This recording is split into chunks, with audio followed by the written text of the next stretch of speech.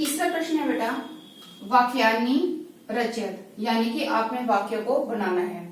सबसे पहले आपका इसमें दिया गया है पत्रानी, यानी कि जो आपको शब्द दिया गया है उस शब्द से जो है आपने वाक्य बनाने हैं। पत्रानी, पत्रानी का अर्थ क्या होता है? पत्ते। ठीक है, जब आप ये इससे वाक्य बनाएं तो सबसे पहले आप इसके हिंदी में करने हैं, हिंदी अनुवाद करने, जैसे पत्रानी पत्ते। अब आप क्या कहेंगे कि पेड़ से पत्ते गिरते हैं। अब आपने ये कहा कि पेड़ से, तो पेड़ से के अंदर यानी पेड़ के अंदर जो से विभक्ति चिन्ह लगा हुआ है तो वो कौन सी कारक के अंदर आता है? सबसे पहले आप इस चीज को देखें, फिर आप उसके बाद आप करेंगे कि पत्ते, पत्ते के लिए क्या आ गया आपका? पत्रानी। फिर गिरते हैं, तो गिरने की क्या संस्कृत होती है? तो यहाँ पर आइए अब हम देखते हैं पत्रानी। हमने यहाँ पर ये लिया कि पेड़ से पत्ते गिरते हैं, तो पेड़ से यानी कि पेड़ की संस्कृत क्या होगी? वृक्ष। तो अब हम जो है वृक्ष का जो है शब्द रूप चलाएंगे। वृक्ष हमारा क्या है? पुल्लिंग है, तो अब हमने जो है वृक्ष का शब्द रूप जो है राम की तरह ही चलाना है। और जब तक आपका यहाँ से पेड़ से यहाँ तक आपका नहीं आ जाता तब तक आप इसे बोलेंगे। जैसे वृक्ष है, वृक्षौ, वृक्षः, वृक्षम, वृक्षौ, वृक्षान, वृक्षेन, वृक्षाभ्याम, वृक्षै, वृक्षाय, वृक्षाभ्याम, वृक्षेभ्य, वृक्षात, यानी कि पेड़ से। तो पेड़ के अंदर आपकी क्या आ रही है? पंचमी विभक्ति आ रही है, तो हम यहाँ पर क्या लिख देंगे? वृक्षात। वृक्षात पत्ते, यानी कि पत्ते गिरते हैं, तो यहाँ पर आपको क्या दिया गया है? पत्रानी। तो हम यहाँ पर लिखेंगे वृक्षात पत्रानी। ठीक है, गिरते हैं, तो गिरने की जो है बेटा धातु होती है पत।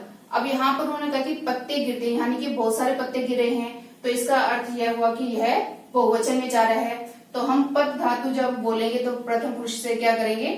पतती, पततः, पतंती। तो यानी कि वृक्षात पत्रानी पतंती, पेड़ से पत्ते गिरते हैं।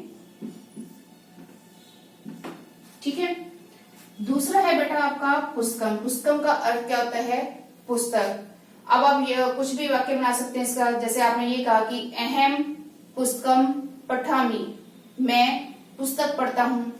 अगर आप ये कहते हैं कि राम पुस्तक पढ़ता है, तो आप उसकी क्या बनाएंगे? रामः पुस्तकम पढ़ति।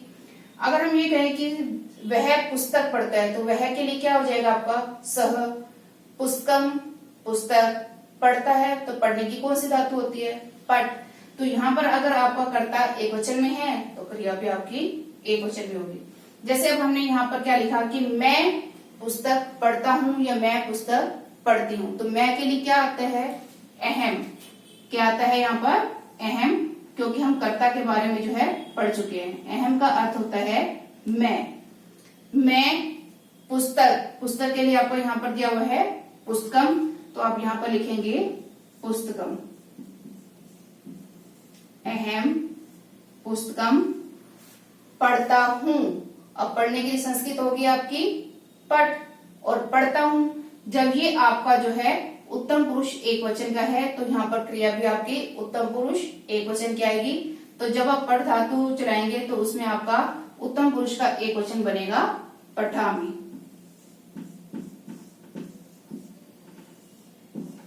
ठीक है, अगला है आपका पत्रम। पत्रम का अर्थ क्या होता है? चिट्ठी। ठीक है, हम ये कहते हैं कि वह पत्र लिखता है।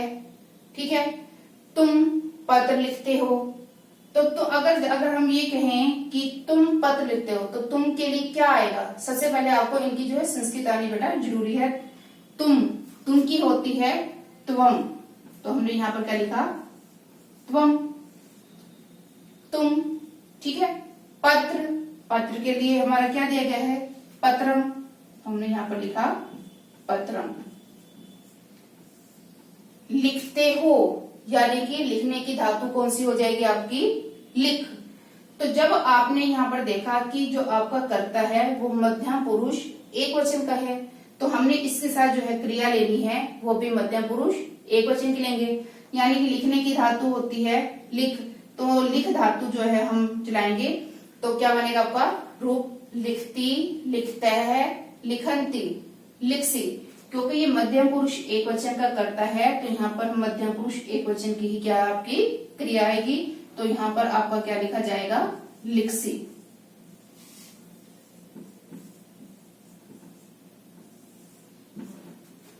अगला है आपका भोजनम। भोजनम का अर्थ क्या होता है, भोजन यानी कि खाना। अब आप यहाँ पर ये कह सकते हैं कि बेटा कि माता भोजन पकाती है। माता का अर्थ क्या हो गया, माता। भोजनम भोजन, पकाती है, तो पकाती है के लिए कौन सी धातु होती है, पकाने के लिए होती है बेटा आपकी पच धातु। तो जब माता जो है यहाँ पर अगर आपका एक वचन है, प्रथम पुरुष का एक वचन, तो आपकी क्रिया भी जो है प्रथम पुरुष एक वचन की जाएगी। तो आपका क्या बन जाएगा, माता भोजनम पचती। इसी प्रकार अगर हम ये कहते हैं कि स भोजनम खादती, वह भोजन खाता है, तो वह के लिए आपका क्या आ जाएगा, सह, क्योंकि ये पुल्लिंग है। ठीक है, वह भोजन खाता है, तो ये एक वचन में है ना, एक अकेला व्यक्ति ही है ना जिसके बारे में बात की जा रही है। तो यहाँ पर आपका क्या आ जाएगा, सह। वह भोजनम भोजन खाता है, तो खाने के लिए धातु क्या हो जाती है आपकी खाद। तो आपका क्या बन जाएगा, स भोजनम खादती। ठीक है, इसी प्रकार अगर हम ये कहें कि हम सब भोजन खाते हैं। अब आप बताओ कि इसमें हम सब के लिए क्या संस्कृत जो है प्रयोग की जाएगी, हम सब, क्योंकि मैं आपको कर्ता पहले बता चुकी हूँ और उसके हिंदी में अर्थ भी बता चुकी हूँ। ठीक है, तो हम सब के लिए क्या होता है, वयम। तो यहाँ पर आप क्या लिखेंगे, वयम। वयम भोजन के लिए क्या आ जाएगा आपका, भोजनम।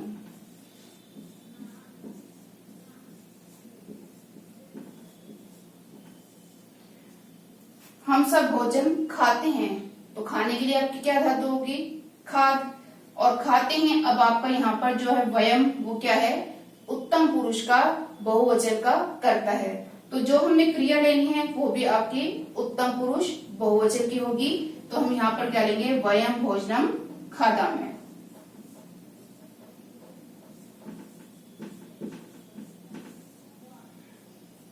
ठीक है बेटा, एक बार हम इसको दोबारा से देखते हैं। पत्राणी, वृक्षात् पत्राणी पतन्ति, पेड़ से पत्ते गिरते हैं। यहाँ पर अपदान कारक का क्या होता है बेटा, जब एक वस्तु को दूसरी वस्तु से अलग होना पाया जाए, वहां पर जो है आपका अपदान कारक होता है, और जिससे जो अलग होती है उसी के अंदर जो आपकी पंचमी विभक्ति होती है। पुस्तकम, अहम पुस्तकम पठामि, मैं पुस्तक पढ़ता हूँ या मैं पुस्तक पढ़ती हूँ। पत्रम चिट्ठी, त्वम पत्रम लिखसी, तुम पत्र लिखते हो। भोजनम भोजन, वयम भोजनम खादामः, हम सब भोजन खाते हैं।